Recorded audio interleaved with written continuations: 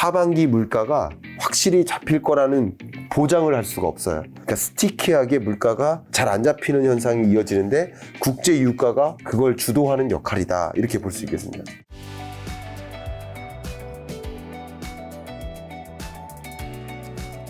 자, 김강석 교수님이 바빠졌다라는 건 이제 한국 경제, 세계 경제가 굉장히 이슈들이 많다. 네. 왜냐하면 그 이슈들에 대해서 네. 이제 리뷰하고 해석하고 전망해 주시는 게 네. 이제 직업이신 분이기 때문인데. 맞아요. 자, 요즘에 국제유가 심상치 않더라고. 이거부터 네. 좀 질문 드려보고자 합니다. 국제유가 기준물로 꼽히는 브렌트유가 배럴당 $90 넘어섰다고 하는데 $100까지 갈 수 있다는 전망도 나오고요. 네. 일단 국제유가 상승 배경 어떻게 될까요? 여러분들 입장에서 국제 유가가 상승한다. 뭐 이렇게 기분 좋은 일은 아닙니다. 기름값이 올라가죠. 네, 기본적으로 부담이 커지고요. 맞습니다. 또 우리나라에서 나는 게 아니기 때문에 또 부담이 되는 거죠. 그렇죠. 우리나라는 물론 원유를 이제 정제하는 정제 비즈니스로 뭐 정말 수출량도 어마어마하기 때문에 그 영역에서 뭐 좋은 점도 있고 나쁜 점도 물론 있습니다만 기본적으로는 원유는 수입하는 거니까 나쁜 겁니다. 근데 이 국제 유가라는 것이 상승하게 된 배경, 모든 것은 이 국제 유가도 가격이잖아요. 주가도 가격이에요. 주식의 가격, 뭐 부동산 매매 가격, 집값도 가격이, 그렇죠. 모든 가격, 예를 심지어 우리 인건비, 연봉 있죠. 그것도 가격이죠. 가격이죠. 노동력에 대한 대가, 가격이에요. 그 가격은 다 뭐에 의해 정해져요? 수요와 공급에 의해 결정돼요. 심지어 뭐 우리 연봉조차도 나에 대한 니즈가 많으면, 나에 대한 수요가 많으면, 나에 대한 공급은 정해져 있잖아요. 근데 나와 비슷한 공급이 많으면 연봉은 떨어지죠. 근데 소위 손흥민처럼 그 경쟁력 있는 공급, 노동 공급은 하나인데 그 노동에 대한 수요가 많으면 당연히 연봉이 올라갈 수밖에 없겠죠. 뭐 그렇게 생각하고 있습니다. 근데 국제 유가도 마찬가지예요. 국제 원유에 대한 수요가 많으냐, 공급이 많으냐. 근데 오펙 플러스, 특히 사우디가 오펙의 형님이고 플러스라고 하면 특히 러시아. 그래서 사우디와 러시아가 주도해서 원유 감산 조치를 계속 이행하는 거예요. 그러니까 추가적인 감산을 하겠다라는 것만으로도 국제 유가가 들썩입니다. 원유 수요는 정해져 있는데 공급량이 줄어들면 자연스럽게 원유 선물 시장에서 가격이 급등하는 흐름인 거예요. 그런데 23년 하반기 24년 경제를 보면 경제가 좋다라고 얘기할 수는 없지만 23년 상반기가 지독하게 안 좋았기 때문에 상반기보다만 좋아지는 흐름이에요. 좋아진다는 표현을 쓰면 어색해요. 그만큼 경기가 어느 정도 뭐 중국의 리오프닝이라는 게 효과가 별로 없을지라도 있긴 있는 거예요. 그러니까 중국 공장이 다 문 닫고 있다가 어쨌든 문을 여는 공장이 있어요. 근데 그 효과가 크지 않다고 보는 거랑 다른 거예요. 그러니까 이런 것들이 원유 수요는 어쨌든 상반기보다 늘어나요. 근데 공급은 부족해지니까 원유 가격이 오르는 거, 국제 유가가 다시 상승하는 겁니다. 이게 굉장한 공격 요소죠. 왜냐하면 좀 이따 구체적으로 말씀드리겠지만 우리 몸을 구성하는 70%가 수분, 물이잖아요. 근데 우리 주변을 둘러싸고 있는 70%가 그게 원유예요. 이게 다 원유로 구성된 거예요. 그러니까 그만큼 원유 가격이 오르면 물가 상승 압력이 작용되는 거고, 그럼 물가가 안 잡히면 당연히 금리 인상 요인이 또 되는 거야. 그런 면에서 이 국제 유가에 더 많은 관심을 갖고 있는 거죠. 네. 자, 그럼 국제 유가 뭐 많은 사람들이 걱정하는 대로 $100까지 이제 갈 수 있는지, 짧은 기간 유가 급등한 이른바 빅 스파이크 가능성도 거론되고 있다고 하는데 네. 어떻게 전망하세요? 일단 국제 유가가 $100 갈 수 있느냐라는 그 질문에 대해서는 가능성이 없다고 할 수 없습니다. 가능성은 있습니다. 근데 저는 이제 국제 유가를 제가 직접 전망하기보다는 늘상 말씀드립니다만 EIA, 미국 에너지 정보청의 전망치가 있고요. 그 전망치를 여러분께 소위 전달해 드리는 거예요. 세계 경제 전망도 마찬가지예요. IMF의 전망치를 가지고 여러분께 전달해 드리는 거지. 제가 세계 경제를 전망하는 건 아니거든요. 근데 제가 한국 경제를 전망할 때 필요한 요소들이니까 이런 전제로 깔 만한 전제치를 그렇게 준용하는 건데 EIA 전망에 따르면 $100 이상의 가능성이 있습니다. 근데 그 가능성이 높은 건 아니에요. 근데 어찌어찌 하다 보면 $100 이상으로 가겠죠. 예를 들면 중국의 리오프닝이 본격적으로 나타나고 중국으로부터 원유나 각종 에너지 수요가 막 늘어나요. 그럼 수요가 막 폭발적으로 늘어나겠죠. 그렇게 되고 세계 경기가 생각했던 것보다 더 빠른 속도로 진작이 돼요. 그럼 수요는 늘어나요. 그런데 소위 말해서 아까 말씀드렸던 사우디라든가 러시아 같은 나라가 더 적극적으로 감산해요. 근데 그럴 가능성이 많지는 않아요. 그러나 그렇게 되면 다시 $100를 갈 수 있습니다. 근데 그럴 가능성은 상대적으로 적지만 그렇게 될 시나리오가 있다라고 한다면 그 시나리오가 있을 때 소위 빅 스파이크가 있을 때 그럼 어떻게 대응할지 좀 고민할 필요는 있겠죠. 네. 그리고 이란과 베네수엘라 또 증산 여부가 유가의 추가 상승을 좀 억제할 수 있을 거고, 중국 경기가 당연히 악화되면 글로벌 석유 수요가 이제 줄어들면 국제 유가가 떨어질 것이라는 분석도 나오는데, 국제 유가 이제 영향 주는 변수들 어떤 것들을 우리가 봐야 되는 거죠? 근데 지금 말씀하신 게 그게 사실 지배적으로 생각하고 있는 분위기예요. 그러니까 주요 국제 유가를 전망하는 전망 기구, 뭐 IEA라든가 EIA라든가 여러 전망하는 기구들이 보통 시나리오로서 더 많은 비중을 두고 있는 게 방금 말씀하신 그 두 번째 시나리오예요. 왜냐면 이란, 베네수엘라 그 밖에 산유국들이 원유를 감산할 만한 처지가 아니에요. 경기가 어려우니까. 극단적으로 말씀드리면 원유 팔아서 먹고 사는 나라인데 경기가 안 좋은데 원유 감산하기가 쉬운 게 아니라는 거죠. 그리고 이 정도 원유 가격이 올랐으면 팔고 싶을까요? 안 팔고 싶을까요? 올랐으니까 이제 좀 팔고 싶잖아요. 그러니까 더 팔고 싶은 거예요. 공급을 더 늘리고 싶은 거예요. 그러니까 이게 또 작용하기 때문에. 그러니까 사우디와 러시아가 어쩌면 지정학적으로 공격하는 것도 있어요.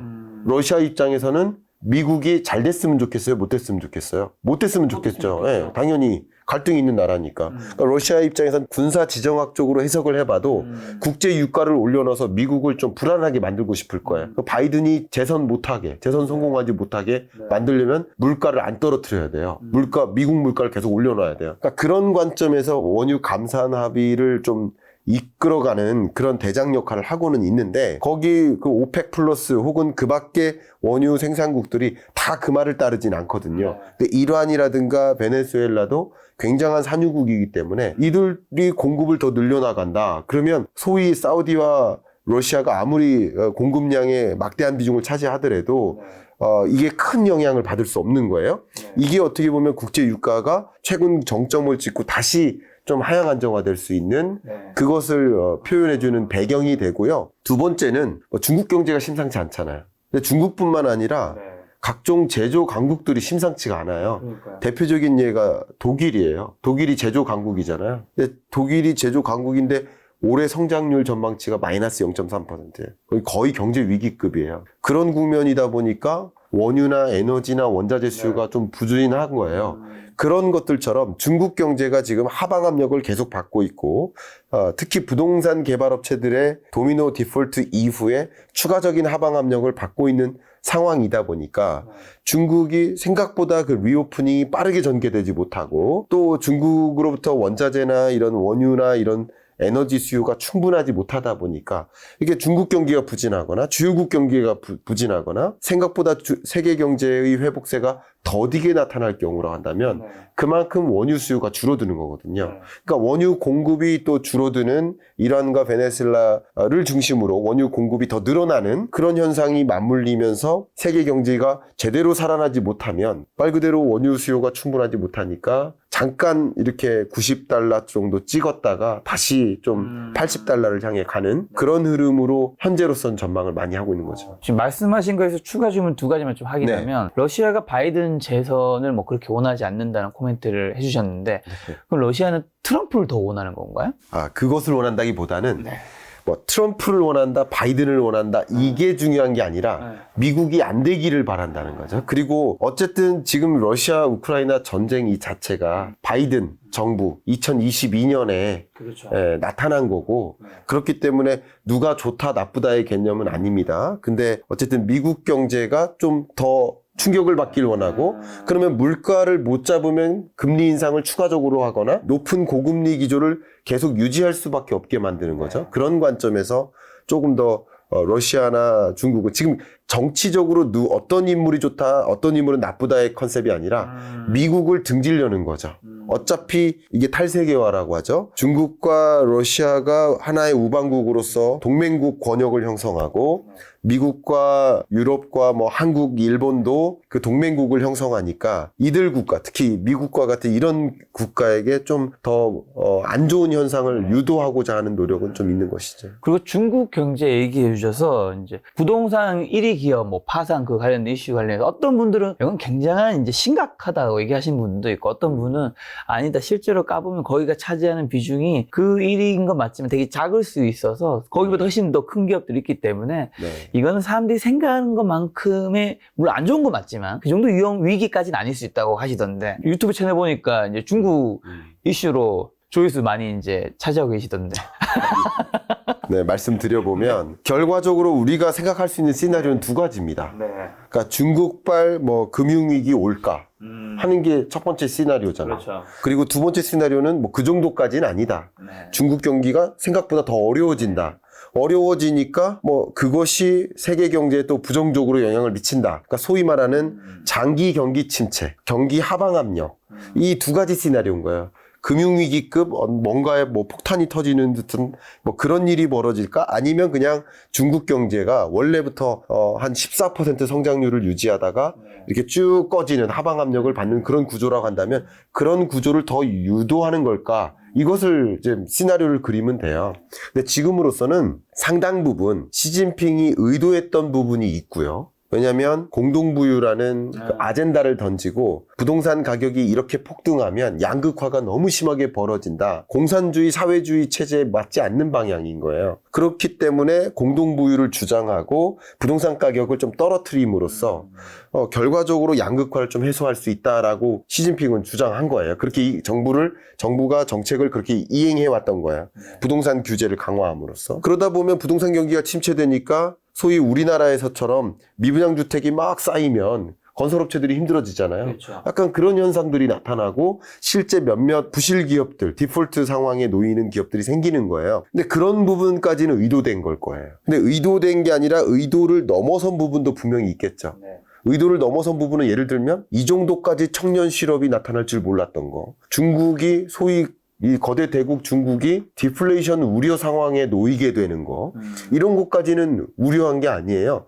또 리오프닝에 대한 기대감으로 중국에 많은 자금 유입이 있을 줄 알았는데 이런 중국의 금융 불안 이런 현상, 부동산 불안 이런 현상이 중국으로부터 자금 유출을 많이 끌어내리는 거. 이런 것들은 의도한 것 이상의 것이잖아요. 이른바 실수인 거예요. 근데 이런 부분만 대응하면 되잖아요. 근데 대응할 만한 능력이 있느냐? 대응만 능력은 있어 보입니다. 네. 가장 대표적으로 볼 수 있는 게 이제 외환 보유액을 본다면 충분히 대응할 만한 능력이 있어요. 뭐 그 구체적으로 말씀드리면 더 그렇지만 지금으로서는 시나리오를 말씀드린다면 중국 경제가 그래프를 보여드리겠습니다. 하향 안정화되고 있는데 여기 보시면 이 빨간색이 성장률이에요. 2007년까지만 해도 14.22%로 이 경제가 엄청난 속도로 성장했습니다. 그러다가 그 성장세가 보시는 것처럼 쭉 꺼지고 6%까지 내려왔어요. 그리고 팬데믹 위기 때 한 번 충격, 살아난 듯 했다가 2차 팬데믹, 셧다운, 2022년 또 충격, 그리고 또 살아나는 듯 해서 5.22%로 전망을 했고 내년을 4.5로 IMF는 전망하고 있었는데 부동산 개발업체들의 연쇄 부실 상황, 이것은 이런 경제 흐름으로 전망하는 것을 이 평행 이동시키는 거죠. 밑으로. 요렇게. 그런 영향이라고 생각하시면 좀 이해가 더 되시지 않을까. 지금으로서는 그걸 가장 대표적인 시나리오로 보고 있습니다. 아까 이제 국제 유가 얘기해 주신 것도 사실은 유가도 중요하지만 유가 위에 있는 물가 때문에 이제 더 맞아요. 중요한 이야기일 텐데 네. 지난달 우리나라 물가 상승률 3%로 올라섰는데 네. 고유가가 인플레이션에 다시 불을 붙일 수 있다는 전망 나오면서 물가 네. 우려도 커지고 있는데 향후 물가 상승세 네. 다시 강해질까요? 네. 어떻게 될까요? 제가 답변부터 드린다면 영어로 스티키하다라는 표현을 쓸게요. 스티키를 끈적끈적하다는 건가요? 끈적끈적한 거죠. 그러니까 23년 상반기까지는 물가 상승률이 상당한 속도로 둔화되다가 이렇네요. 둔화됐네요. 그렇죠. 그러니까 정점이 22년 7월이고요. 그때 6.3%를 기록했고 그 이후에 그래도 2.3%까지 매우 빠른 속도로 하향 안정화된 건 사실이죠. 제가 말씀드린 것은 물가 상승률이 떨어진 거지 물가는 한 번도 떨어진 적이 없습니다. 물가는 작년에 6% 올랐는데 거기서 2.3% 또 오른 거예요. 그러니까 물건의 가격은 굉장히 비싸게 부담이 되게 오른 거예요. 물가는 떨어진 적이 없어요. 그러니까 물가 상승률이 이만큼까지 떨어지는 이런 현상을 우리는 디스인플레이션이라고 표현하죠. 디스인플레이션 시대인데, 근데 이 물가 상승률이 가파르게 떨어졌던 배경을 살펴보면 첫 번째가 기저효과예요. 왜냐하면 보세요. 물가 상승률의 개념 자체가 전년 동월 대비 등락률이거든요. 근데 정확히 23년 7월 물가 상승률, 이 값은 전년 동월이 6.3%였어요. 그러니까 그때 이 가격과 비교하면 상승세가 많이 둔화되는 것처럼 보이는 것 뿐이에요. 근데 기저효과가 이제 어떻게 됩니까? 빠지죠. 그러면 이제는 비교하는 게 6.3과 비교했으니까 많이 떨어지는 것 같았지만, 나름 물가 상승률이 떨어지는 지점, 요 5와 비교하고 4와 비교하고 3과 비교해야 되는 시점이 되는 거예요. 쉽게 말씀드리면. 그러니까 기저효과가 상당 부분 빠지니까 잘 안 잡힐 거예요. 23년 하반기는. 물론 물가 상승률이 예전의 고물가 뭐 4, 5를 다시 기록할 거라고 생각은 안 해요. 그러나 지금 보시는 것처럼 이 밑으로 안 떨어지는, 예를 들어서 3% 상하회하는 이렇게 스티키하게 계속 3% 정도를 유지할 가능성이 높은 그런 그림을 좀 그릴 수가 있어요. 첫 번째가 그 기저효과가 빠져서고요. 두 번째 배경이 국제유가예요. 말씀하신 것처럼. 하반기에 국제유가의 변동성은 굉장히 커요. 그러니까 누가 감산 조치 하느냐 안 하느냐, 뭐 경기가 어떻게 되느냐, 중국 리오프닝이 어떻게 되느냐, 이런 변수들이 남아있기 때문에 국제유가가 잡힐 거라고 전제하기는 어려워요. 그럼 국제유가가 지금 22년 6, 7월과 비교하니 마이너스 국제유가 등락률이거든요. 지금 아무리 비싸도요. 지금 예를 들어서 90달러라고 하더라도 전년 동월의 국제유가가 100달러였기 때문에 전년 동월과 비교하면 마이너스 국제유가 등락률이에요. 그래서 지금 세계적으로 제가 한번 보여드릴 수 있는 좋은 잣대가 이 그래프인데, 그래프를 보여드리면서 말씀드릴게요. 그러니까 미국 물가 상승률을 기록할 때 보시면 22년 6월이 9.1%였거든요.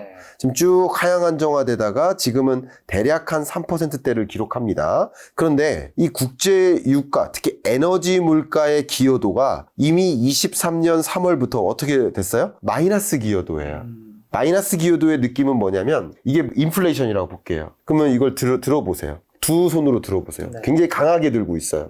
근데 국제 유가도 같이 들고 있었던 거예요. 근데 23년 들어서 국제 유가가 22년 7월과 비교하면 떨어지니까 이제는 이걸 누르는 역할입니다. 무거워요. 이게 마이너스 기여도가 그런 느낌입니다. 그러니까 국제 유가는 지금까지 마이너스 기여도였는데, 마이너스 기여도가 강했던 거에서 마이너스 기여도가 줄어드는 거야, 지금은. 왜냐면 어쨌든 7월 국제유가랑 비교해야 되니까 등락률로 보면 마이너스인데 그 마이너스 기여도가 줄어드는 거예요. 그런 과정에서 국제유가가 만약에 이제 22년 7월이 국제유가의 정점이고 8, 9월 조금은 떨어지는 흐름이었어요.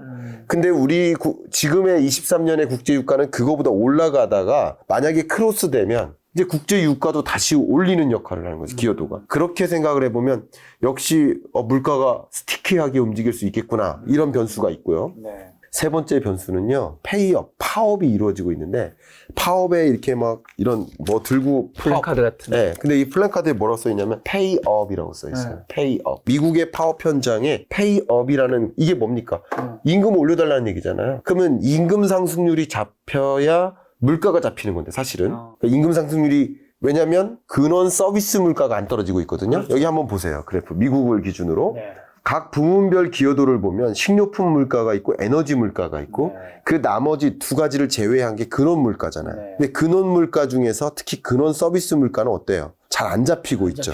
그러니까 끈적끈적한 거예요. 하반기가. 그럼 근원 서비스 물가, 우리 여러 컨텐츠를 김작가TV에서 생산하잖아요. 여기에 들어가는 가장 중요한 비용이 뭘까요? 인건비죠. 인건비요, 인건비. 서비스업에서는 가장 중요한 비용이 인건비인 거예요. 그죠? 그러니까 인건비가 잡혀야 서비스 물가가 잡히겠죠.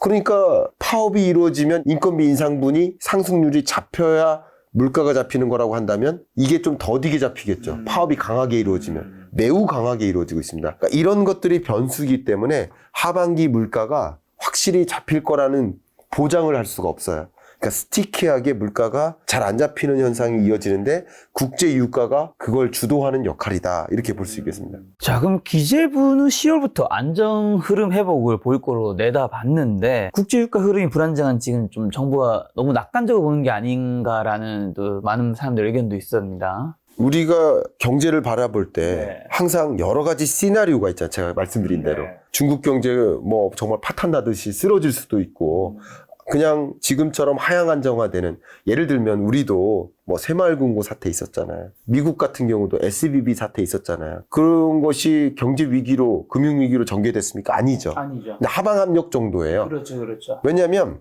금융 불안이 있으면 있을수록 금융사들이 뭐에 주안점을 둘까요? 경영 전략 관점에서 안정성, 안정성이. 절대 쓰러지지 말자. 네. 그러니까 대출을 어떻게 할까요? 까다롭게 해줘요. 그렇죠. 대출을 적극적으로 안 해줘요. 네. 대출 해줄 만한 기업에만 해주자. 그러니까 이게 결과적으로 금리 인상에 따른 효과예요. 그러니까 이게 경기 하방 압력으로 작용하는 거예요. 금융 불안이라든가 불안한 일들이 많아지면 많아질수록 네. 경기 하방 압력으로 작용할 텐데, 지금으로서는 중국 경기도 그렇게 진단을 하고 있어요. 네. 그러니까 그런 것들이 시나리오인데 어떻게 시나리오로 전제하느냐에 따라 다른 건데, 그러니까 역시 국제 유가도 어떻게 움직일지 모른다라는 그 두 가지 시나리오를 말씀드렸듯이, 근데 정부로서 네. 어쩌면 최악의 시나리오도 가정하고 그럴 때 어떻게 대응할지 좀 고민도 해야 되는데, 물가가 확실히 일시적으로 지금 오르는 것이고, 지금 물가 선생님 보시면 이렇게 오르는 현상에 또 지배적으로 기여했던 게 뭘까요? 7, 8월 동안에 있었던, 우리 장마 시즌에 있었던 수해. 그럼 농산물 공급량이 현격하게 줄어들겠죠. 그럼 농산물 가격이 급등해요. 요즘 사과값이 금값이라고 하던데요. 그게 반영된 거예요. 그것도. 그러니까 그런 것들 때문에 좀 일시적이다라는 표현을 하고 있는 것도 이해가 갑니다만, 그러나 제가 앞에 말씀드렸던 하반기에 물가 불안 요소들이 여러 개 상존하기 때문에 네. 안도하기보다는 불안할 수도 있다라는 경고의 메시지도 줄 필요가 있지 않을까 하는 게 제 생각입니다.